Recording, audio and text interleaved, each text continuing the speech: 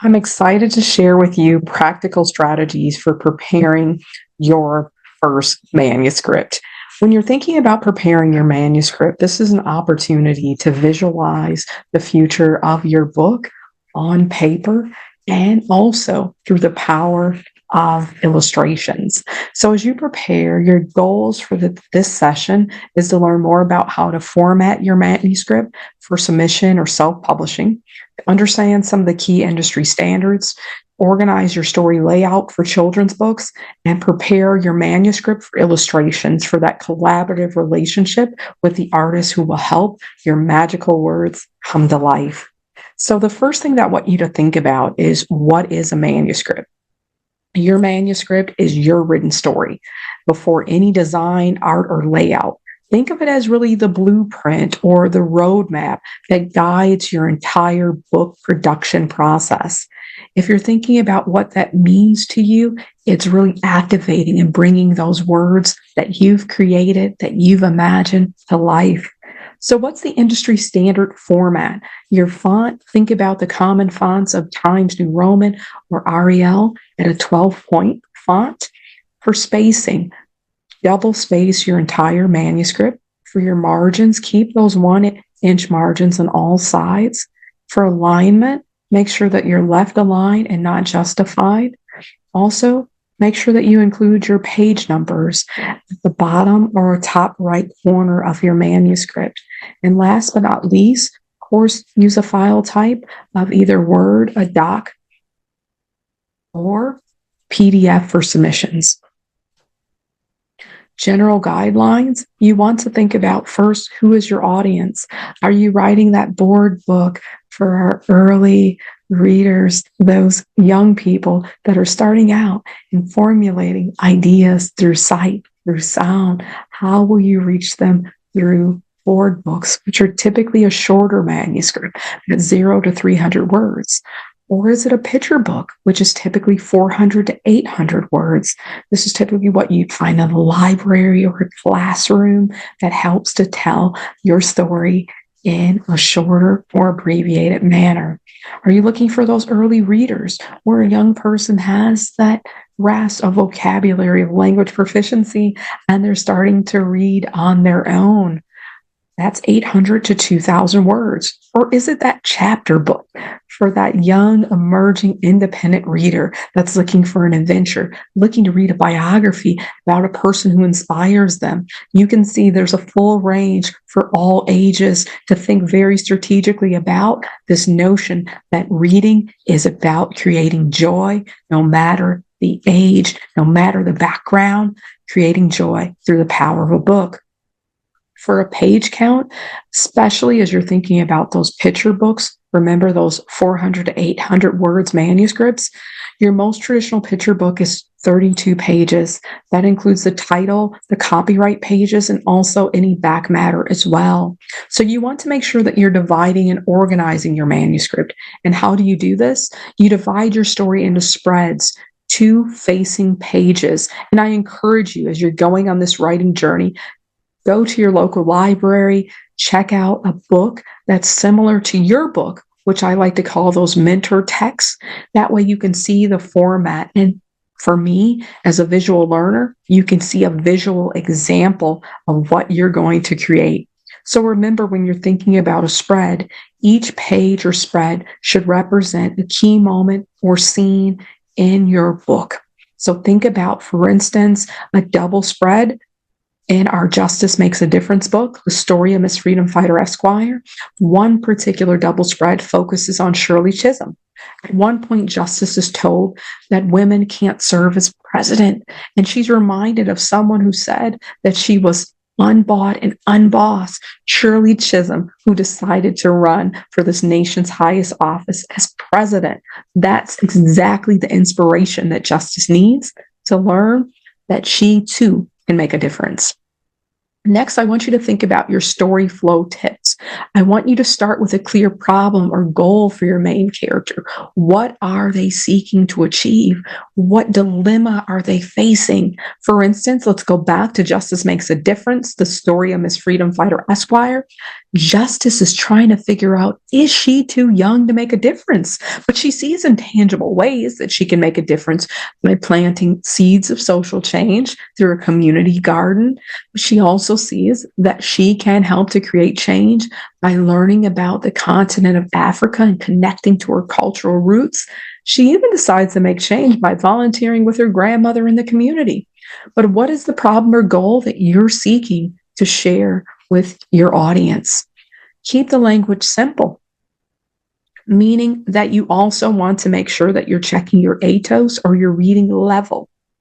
You also can have fun with words. It can be rhythmic, but make sure that whatever you do, that it's age appropriate. I remember when I was writing my first book, one of the editors challenged me and said, I understand your professional background. I understand the work that you're doing, but truly, this is not a dissertation.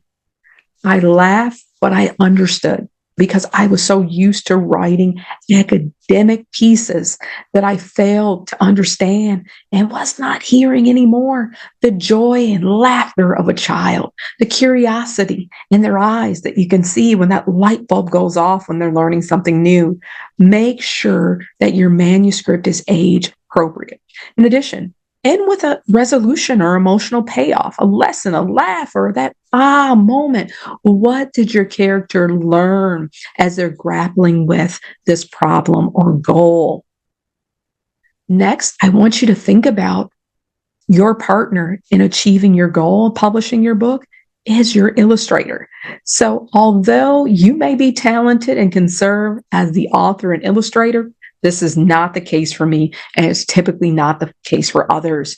Your manuscript should make space for the visual storytelling, meaning you don't have to include everything that your character would say or do in the actual words, that it also can be conveyed in your illustrator's powerful artistry. So here are a few tips. Don't include art directions unless they're absolutely necessary. For instance, in our book, Aquia goes to the post office. Your illustration note doesn't necessarily have to say that Aquia is standing at the post office counter when already you're telling that piece of story within the manuscript. What more can you convey through the illustration to help bring clarity and to help to draw your young reader into the actual scenario that's being portrayed in the manuscript?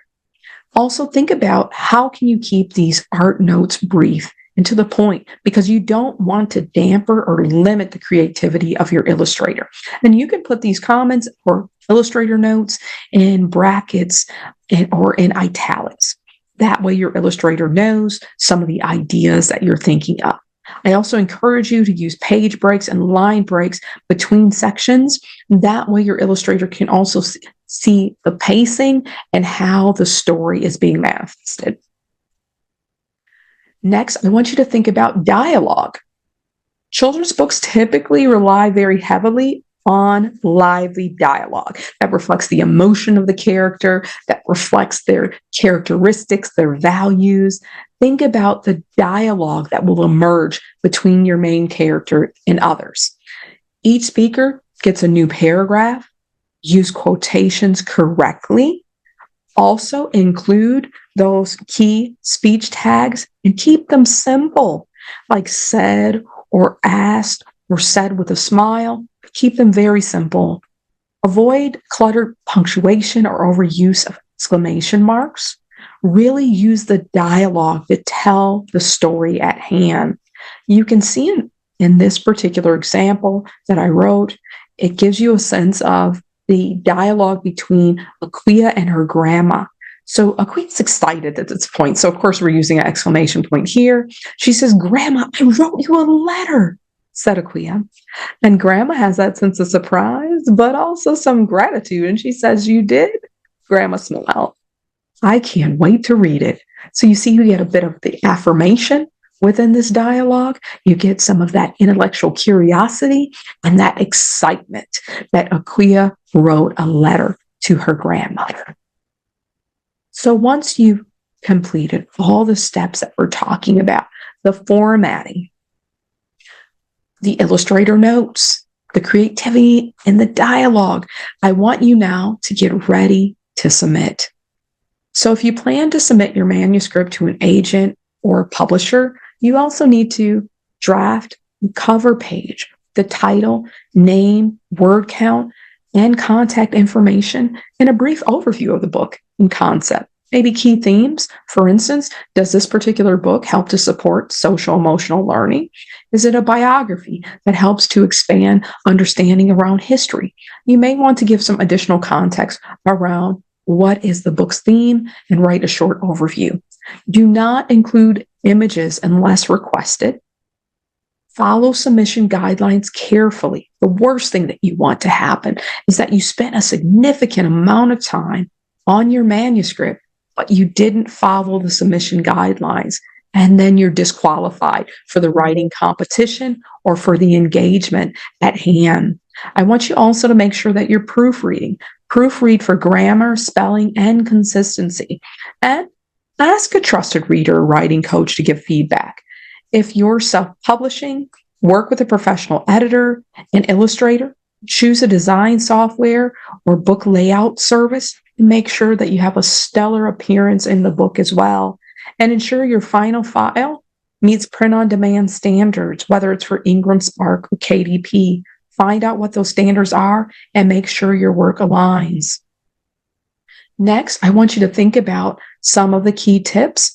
Avoid using fancy fonts or colored text. Really focus on the content of your words and make sure that that lays a solid foundation for a wonderful manuscript. Centering text like a poem, sending an unfinished or unedited draft. These are all the things that you want to avoid. Forgetting to number pages or over directing the illustrator. Each of these things are an active distraction from seeing the fullness of your wonderful manuscript.